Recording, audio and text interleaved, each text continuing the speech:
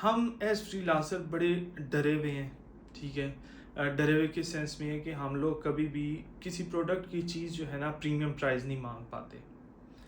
अगर कोई बंदा दूसरा क्लाइंट देख रहे हैं हम लोग कि $100 की सेल कर रहे हैं ना, हम लोग कोशिश करते हैं कि 40 या $50 की चीज़ हम लोग वही सेम सेल कर दें कि हमारा जो है ना वो दिहाड़ी लग जाए। दिहाड़ीबाज मेंटालिटी बेसिकली, कि किसी तरीके से हमारा ये 1-2 ऑर्डर आ जाए, हमें हमारा मंथ एंड के ऊपर किचन मनी आ जाए, बस ठीक है।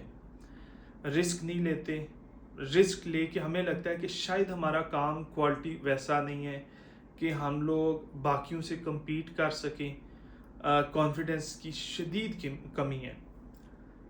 पर्सनली मैं आपको बताऊं, मैं हमेशा अच्छे पैसे चार्ज करता हूं। मैं कभी भी लो कंपटीशन निश के ऊपर नहीं जाता। मैं कभी भी ये ट्राई नहीं करता कि मैं कम पैसों में कोई चीज़ सेल करूं। मेरी कम्युनिकेशन अल्लाह का शुक्र है काफ़ी अच्छी रही है। लेकिन बीच में एक ऐसा टाइम आया जहाँ पे मैंने एक्सपीरियंस किया प्रॉपर तरीके से कि आप जितना मर्जी अपने स्किल को एक्सपेंसिव कर लें, आपको हमेशा कोई ना कोई क्लाइंट मिलेगा which will be willing to pay your premium price. अब इसकी एग्जांपल मैं किस तरह देता हूँ कि 2022 के अंदर मैं काम कर रहा था NFTs के अंदर। सर्विस है, एक लिमिटेड सर्विस थी for a limited time period. उस सर्विस में क्या था कि एवरेज प्राइस चल रही थी, 2-3 उसके जो है ना वो स्टेप्स होते हैं। लेकिन पहला जो है ना वो स्केच होता है, फिर उसका बेस आता है, बेस के ऊपर ट्रेड्स वगैरह आती हैं और वो सारा कुछ जो है ना फिर उसके बाद पूरी कलेक्शन जनरेट करते हैं। मैं आपको थोड़ा सा ब्रेक डाउन प्राइस का बताता हूँ, आपको अंदाज़ा हो सकेगा। जो स्केच है कोई बंदा नहीं था सेल कर रहा, रीज़न बीइंग के बंदे बेस डिज़ाइन करने का $50 ले रहे थे। मैं स्केच का $50 ले रहा था, बेस का मिनिमम 200 ले रहा था और बेस की प्राइस अप टू $650 तक जा रही थी। क्वालिटी बेस की जो है ना जैसी जैसी डिफरेंट होगी वैसी वैसी प्राइस ऊपर जा रही थी। सिमिलरली ट्रेड्स की बात की जाए, अब ट्रेड्स के ऊपर जनरली जो बंदों का ट्रेड्स की प्राइस जा रही थी एट मैक्सिमम जा रही थी 650, 800, बहुत कोई हद जा रहा था ना, दैट वाज $1500। अब मेरा जो मिनिमम ट्रेड्स का स्टार्ट हो रहा था ना कि पिक्सलेटेड एक चीज़ ऑप्शन आती है, पिक्सलेटेड $250 का कंप्लीट प्रोजेक्ट बंदे कर रहे थे, मैं पिक्सलेटेड के ट्रेड्स $850 के दे रहा था। अगर डिटेल्ड अच्छे वाली बात की जाए ना तो वो 2250 से स्टार्ट हो रहा था पैकेज। फिर कलेक्शन जनरेशन की बात आती थी, कलेक्शन जनरेशन मैक्सिमम बंदे फ्री कर रहे थे या $50 $100 ले रहे थे। मैं कलेक्शन जनरेशन का जो है ना $250 ले रहा था। इसके बाद एक चीज़ आती थी कि एनिमेट, ठीक है, जिफ बनती थी आपकी, वो जिफ आप NFT को एनिमेट करते हैं। अब मैक्सिमम बंदे $50 से ऊपर नहीं थे ले रहे, मैं क्या कर रहा था $250 ले रहा था। प्राइस बहुत ज़्यादा थी, इसमें अपसेल करने का पोटेंशियल बहुत ज़्यादा था, कम्युनिकेशन आपकी बहुत ज़्यादा मैटर करती थी। जिस दिन $1500-2000 का कोई क्लाइंट आ जाता था ना, मैं लिटरली रोना शुरू कर देता था भाई कि मेरा दिन ज़ाया हो गया है, ये वाला क्लाइंट जो है ना मुझे बहुत लॉस करेगा। Reason being same amount of time के अंदर आपने वो प्रोजेक्ट करना है जितना आपने $5-6 हज़ार वाला करना होता था। कुछ क्लाइंट्स वाकई लिमिटेड बजट के साथ आते थे, लाइक 10 क्लाइंट्स के साथ आपने काम किया ना, 4 क्लाइंट्स आपके पास लाजमी ऐसे आते थे जिनका बजट $1500-2500 के बीच होता था।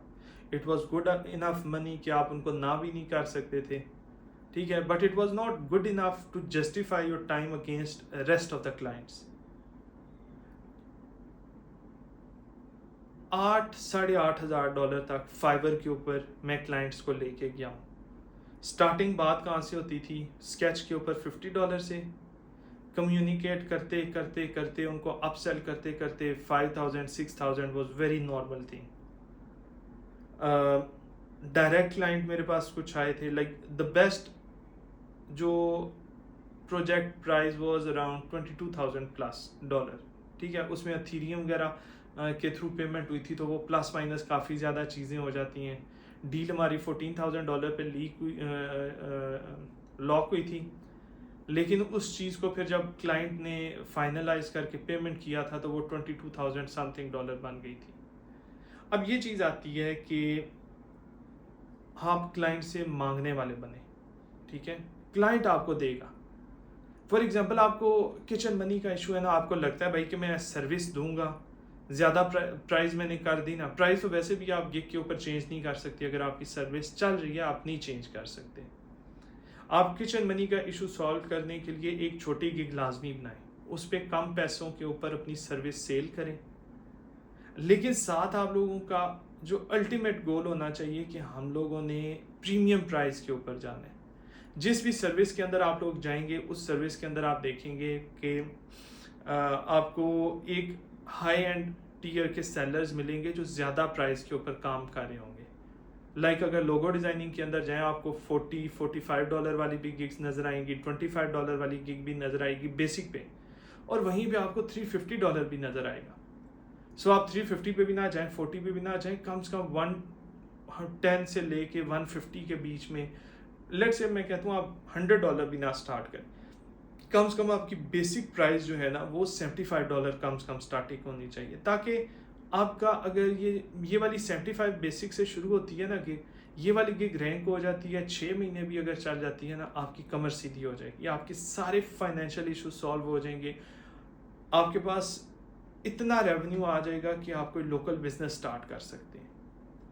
लेकिन अगर आप सर्विस ही वो वाली चूज़ कर रहे हैं जिसका कोई कंपटीशन नहीं है, कोई क्लाइंट नहीं है, महीने का आप $400-500 कमा रहे हैं या 600 या $1000 कमा रहे हैं, उसमें से आप क्या लगाएंगे, क्या बचाएंगे और क्या इन्वेस्ट करेंगे? थोड़ा सा अपने ऊपर एतमाद रखें। देखिए अगर कोई और बंदा सेल कर रहा है ना तो आप भी कर सकते हैं। डिफरेंस सिर्फ हमारे माइंड सेट का है कि हम लोग कॉन्फिडेंस नहीं पैदा कर पाते अपने अंदर। कॉन्फिडेंस से मेरे ख्याल से ज़्यादा जो है ना रिस्क एपिटाइट की बात है कि हमारे अंदर रिस्क एपिटाइट नहीं है। हम लोग डरते हैं कि भाई अच्छा मैंने ज़्यादा पैसे कर दिए तो क्या हो जाएगा, मैक्सिमम गिग डी रैंक हो जाएगी, नई गिग लिए हैं। एक चीज़ है जो टेक्निकल पॉइंट ऑफ व्यू है ना, उसमें यह है कि पुरानी गिग्स की आप प्राइस वैसे बेवकूफ़ों की तरह नहीं चेंज कर सकते, उसके पीछे पूरी की पूरी लॉजिक होती है। लेकिन लेट से मैं कहता हूँ कि आपको वो लॉजिक नहीं पता, आप पुरानी गिग को एडिट नहीं कर सकते, तो कम से कम नई गिग को तो एडिट करें, नई गिग बनाएं, नई गिग की प्राइस हाई रखें। फाइवर हर गिग को सेपरेटली ट्रीट करता है। आप एक गिग के ऊपर $200 बेसिक रखी है, एक आपने $15 रखी है ना, तो दोनों को सेम ट्रीट नहीं करेगा।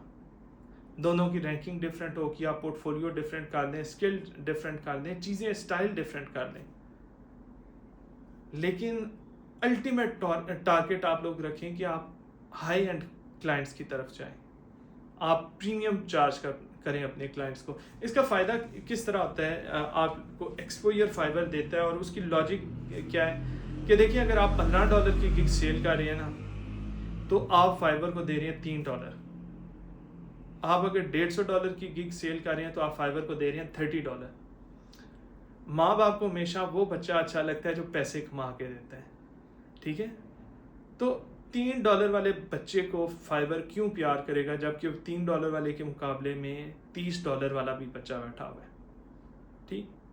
अब क्या होगा, जब दूसरे बंदे हाई एंड के ऊपर ज़्यादा प्राइसिंग के ऊपर गिग सेल कर रहे होंगे ना, फाइबर उनको ऊपर ऊपर ऊपर लेके जाना शुरू हो जाएगा, वो ज़्यादा अर्निंग करना शुरू हो जाएंगे, और आपकी गिग को नीचे नीचे नीचे लेके जाएगा फाइबर, क्योंकि at the end of the day fibre भी एक कंपनी है, फाइबर को भी पैसे कमाने हैं। और फाइबर पैसे किस तरह कमाएगा, जब आप बड़े क्लाइंट्स को एक्वायर करेंगे, ज़्यादा बड़े ऑर्डर्स लेंगे, और जाहिर बात है जो बंदा ज़्यादा बड़े ऑर्डर्स ले रहा होगा, फाइबर उसी को ऊपर करता जाएगा, उसको आगे आगे आगे लेके आएगा, रिपीट बायर्स में लेके आएगा, टॉप रेटेड सेलर देगा, फाइबर चॉइस का बैच दे देगा, एक्सपोजर इंक्रीज कर देगा, आपकी गिग्स को बार बार फ्रंट पेज के ऊपर ले आएगा। तो गेम सारी मेंटालिटी की है। फाइबर मास्टर क्लास जो है ना, मैंने उसके अंदर ये कंप्लीट चीज़ एक्सप्लेन की है, और मैंने क्या किया है, गिग्स खोल खोल के ये चीज़ जो है ना एक्सप्लेन की हुई है कि आप ये चीज़ किस तरह कर सकते हैं, कम्युनिकेशन आपकी किस तरह होती है, ट्रिक्स वगैरह किस तरह के आप लगा सकते हैं, किस तरीके से आप छोटे ऑर्डर्स को बड़े ऑर्डर्स में कन्वर्ट कर सकते हैं, मेथडोलॉजी क्या उस चीज़ की आती है। लेकिन वो सारी चीज़ बेकार है। जब तक आप अपने आप को इस चीज़ के लिए रेडी नहीं कर देते कि मैंने बड़े ऑर्डर्स लेने हैं, मैंने बड़े कस्टमर्स को टारगेट करने हैं और मैंने ज़्यादा पैसा कमाना है। भाई 2 महीने कम पैसे कमा लूँगा, 2 महीने रिस्क ले लूँगा, लेकिन कम से कम तीसरे महीने मुझे सुकून तो होगा ना कि भाई जहाँ पे मैं $300 कमा रहा हूँ, तीसरे महीने मैं $3000 कमा रहा हूँ। 2 महीने का जो लॉस है मेरा, वो तीसरे महीने जो है ना वो पूरे साल का रिकवर कर जाएगा। प्लीज़ डू वर्क हार्ड, लेकिन मेहनत के साथ साथ अकल इस्तेमाल करना बड़ी लाजमी है। अगर आप सिर्फ वो जो है ना मज़दूरों वाली मेंटेलिटी के साथ काम करेंगे, आप कभी भी एज फ्रीलांसर ग्रो नहीं कर सकेंगे। और एज फ्रीलांसर आप सारी ज़िंदगी स्ट्रगल करेंगे, 10-10 साल काम करने के बाद भी आपके पास कुछ भी नहीं होगा।